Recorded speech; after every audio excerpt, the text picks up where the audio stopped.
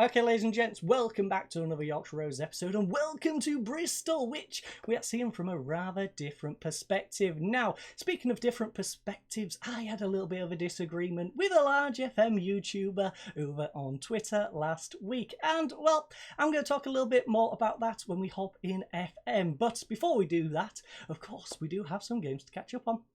Okay, so this is a little weird for me. As you can see, I put on a full-length match of the Birmingham game. We're recording this prior, of course, to the actual match catch-ups. So I thought I'd give you something to look at in the background, make things a little bit less dull, you know, instead of just looking at this ugly face the whole time. You've actually got something entertaining in the background. Whilst we go on this miniature rant, then we'll dive straight into the catch-ups. I'm of course not going to make you sit here for 90 minutes and watch the entire game, but it's easier for me to keep an eye on the match as well as have this mini rant. It's not going to take 10 minutes, don't worry, it's not going to be a 10-minute rant. But what on earth am I referring to? Well, those of you who know Loki Doki will know that on episode 102 of the Tigress over on the Journeyman save, well, he started off with a 10-minute rant, hence my reference to a 10-minute rant.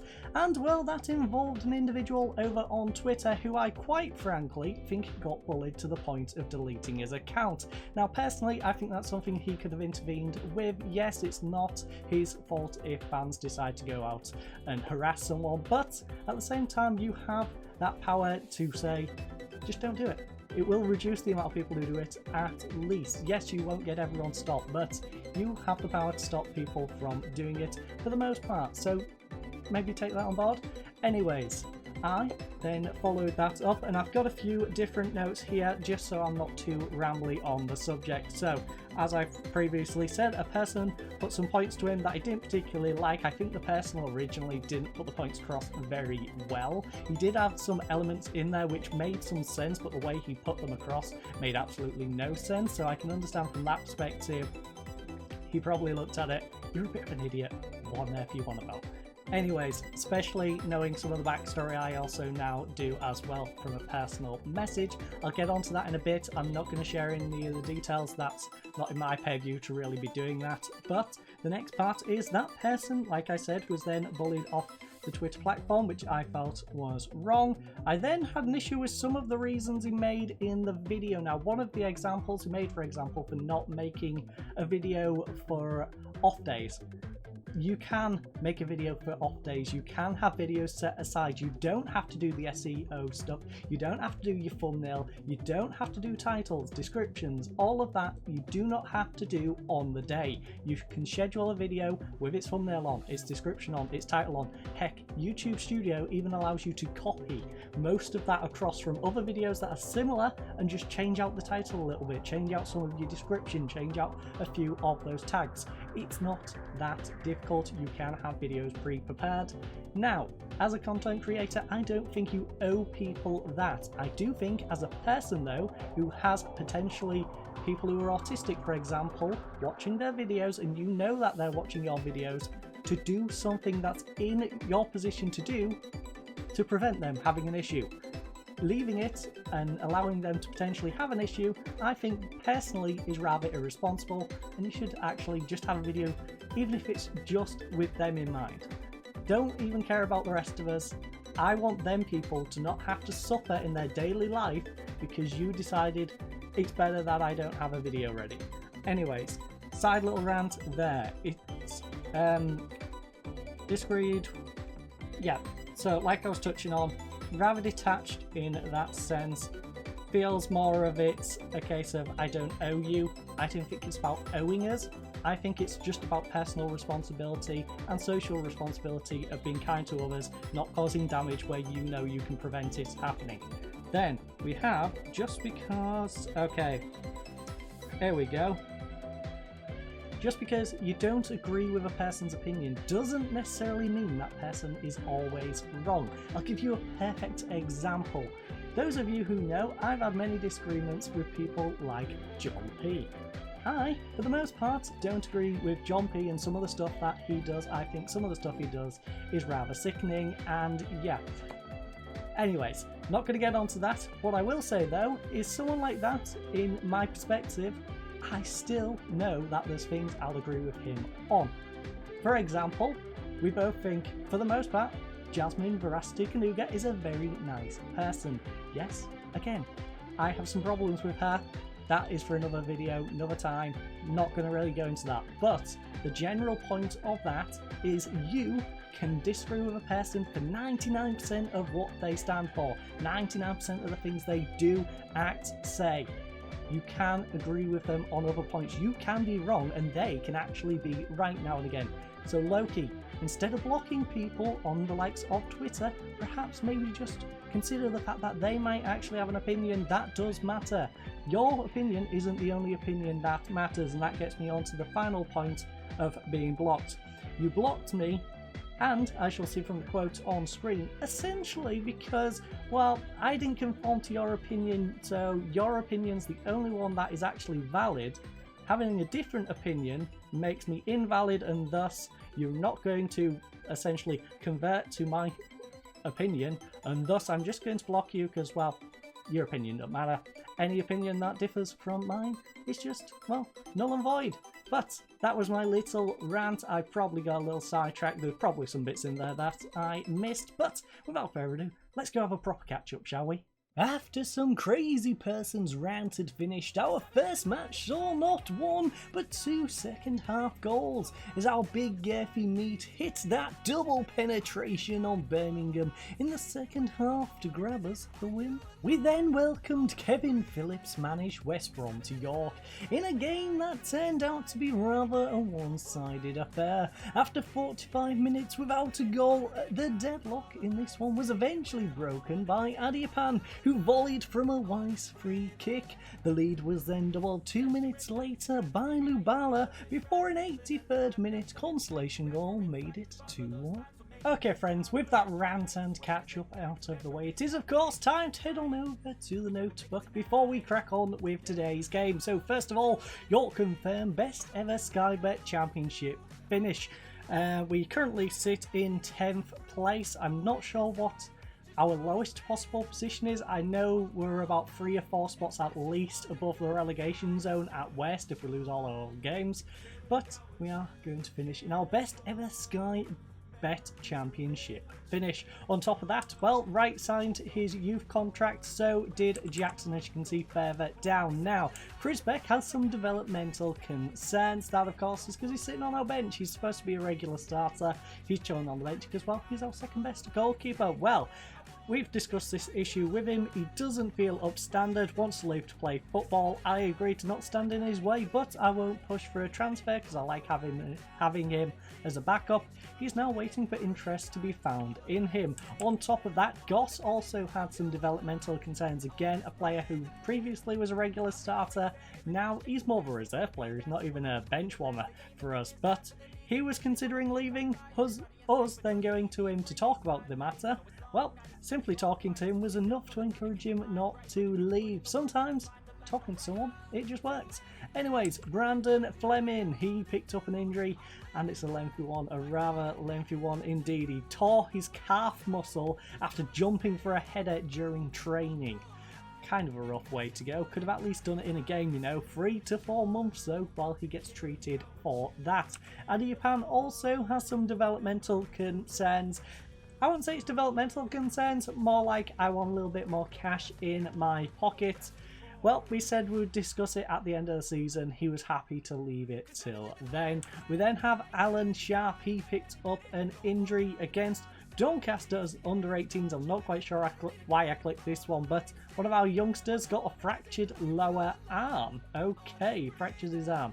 That's a bit of a rough one. And well, Beck also got injured as well. So he pulled his back muscle after turning awkwardly in training. Ouch. So he must have like dived and twisted, and yeah, not a good way to go. But he's out with the physio, and I think he's out for a quite 1 to 4 days with his pulled back muscle. Not too bad, but he's of course going to miss today's game. He's not going to be sitting on the bench. We will of course have Adigoki sitting there instead. But who else is going to join Adigoki in our squad? Okay, ladies and gents, match day is finally upon us. I would like to just start off with a couple of apologies. First of all, I apologise for doing the rant at the start of the video. Not usually like me, but it was something I felt needed addressing verbally, and text message wouldn't have really covered it very well. Anyways, on top of that, I'm not quite sure if you can hear the bass behind us. Next door seems to have music blaring out. It's like 12 minutes past 9 right now. Anyways, enough about that.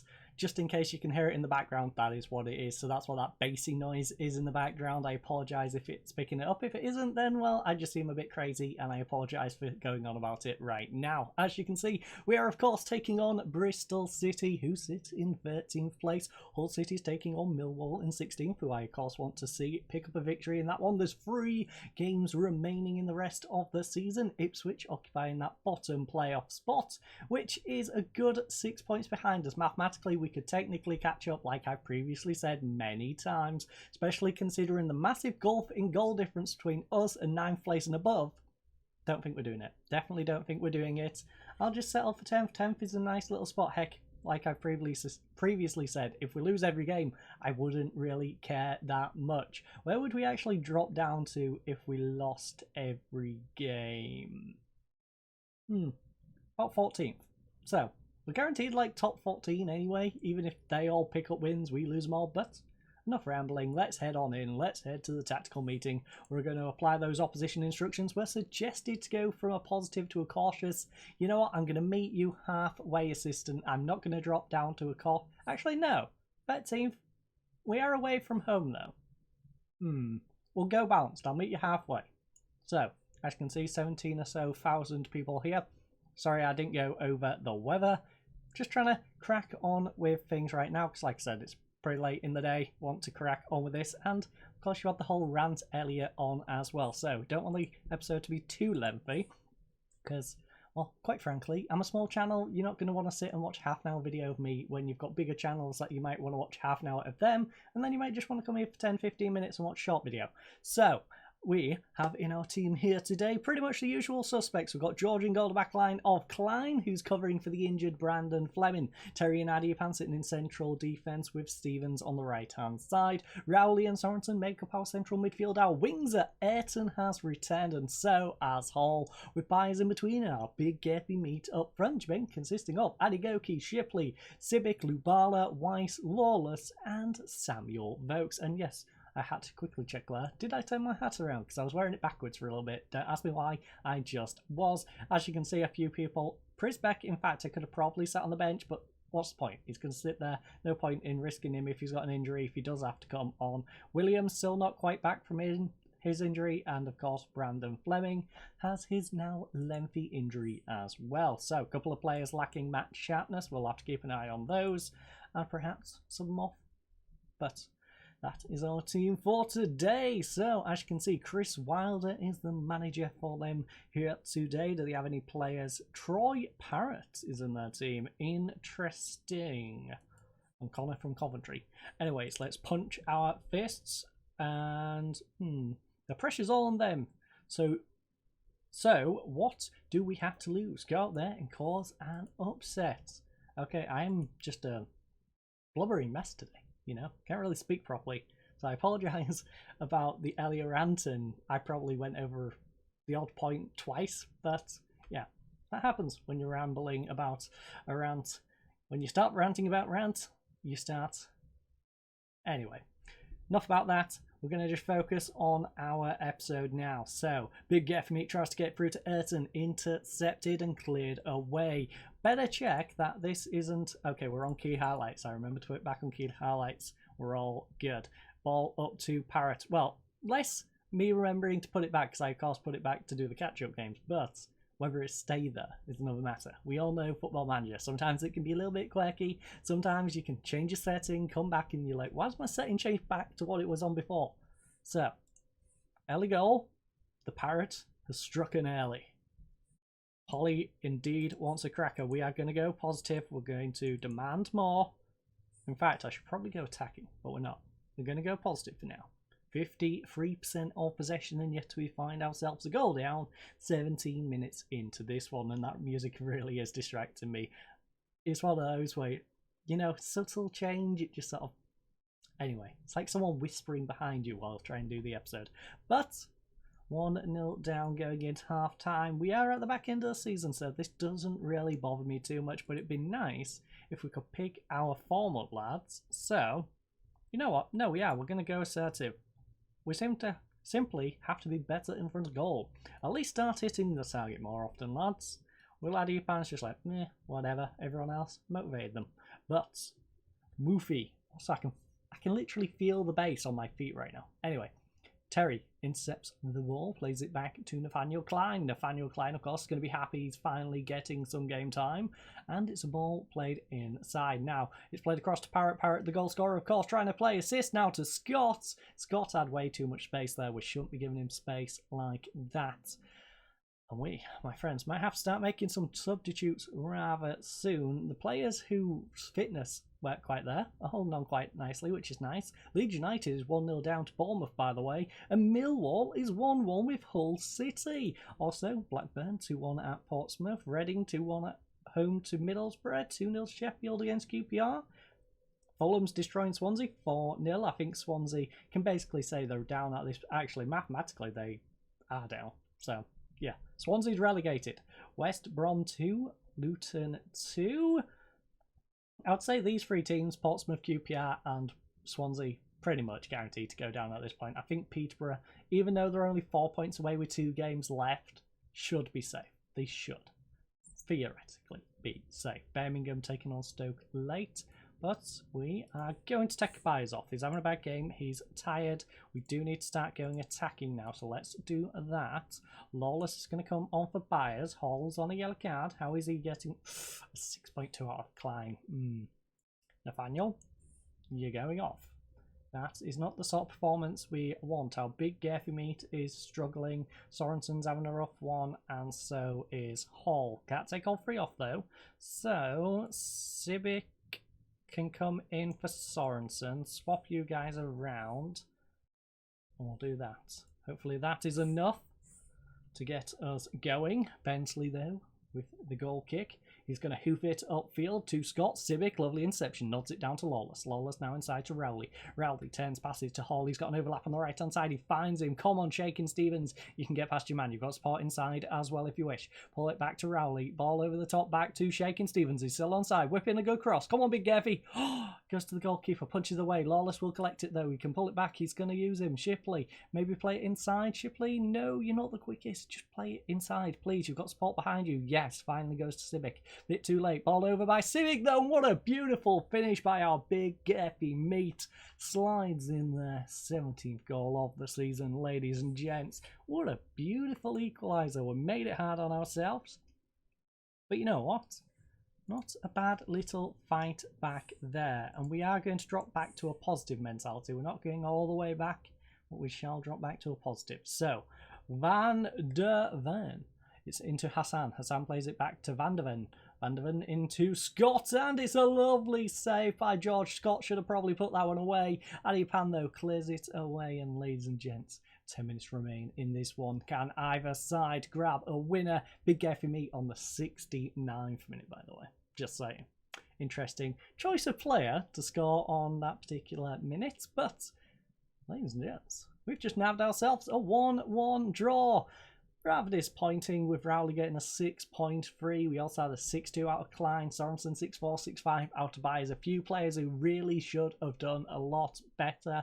But considering we went down so early to a ball over the top, and then for Big Gearthy meat to score in the fashion he did, it's not too bad. It was away from home. A draw is not too bad against mid-table Bristol City at the start of the season. This would have been absolutely outstanding. So I thank you all for joining us in this one. I hope you join us in the next one, where I promise I will not be doing a rant. I hope you all have a lovely night, and goodbye.